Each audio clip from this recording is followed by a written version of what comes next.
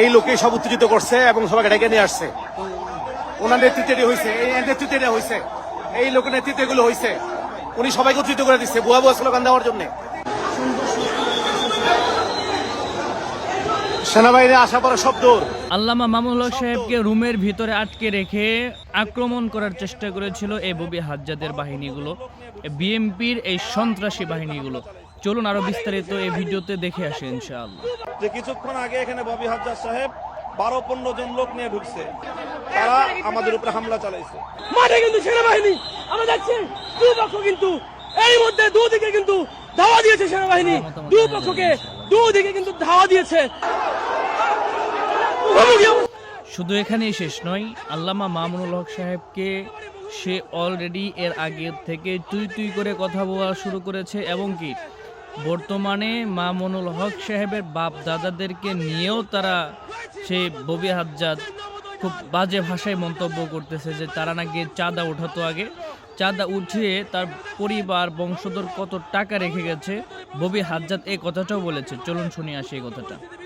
সে যদি আমার নামে কোনো কমপ্লেন করতে চায় করুক, ইচ্ছা মতো করুক। ওদের কাজই ওয়াজ করা। মামুনুল হককে জিজ্ঞেস করেন যে তার আত্মীয় স্বজন মিলে কতখানি চাঁদা তুলেছে এবং কত তার সম্পত্তি রেখে গেছে। যে রাজনৈতিক পৃষ্ঠপোষকতার বাইরে খুব কম সন্ত্রাস হয়।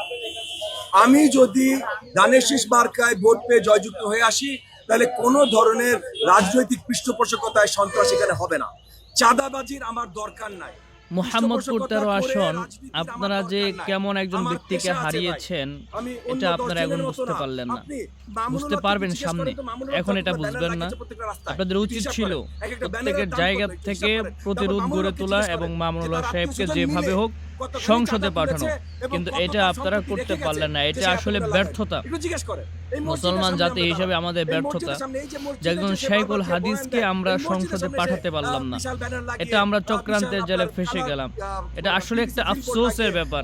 সাধারণ মানুষের কথাই কি বলবো, অনেক হুজুররাই তো বর্তমানে বিএমপির দালালি শুরু করে দিয়েছে। শুধু এখন তো না, এটা তো সেই ইলেকশনের আগের থেকে জোট বেঁধে তারা স্পষ্টভাবে বলতো রিকশা মার্কায় ভোট দেয়া যাবে না, এরকম প্রচারণা তারা চালিয়েছে। আল্লাহ তাআলা আমাদের সবাইকে বোঝার তৌফিক দান করেন।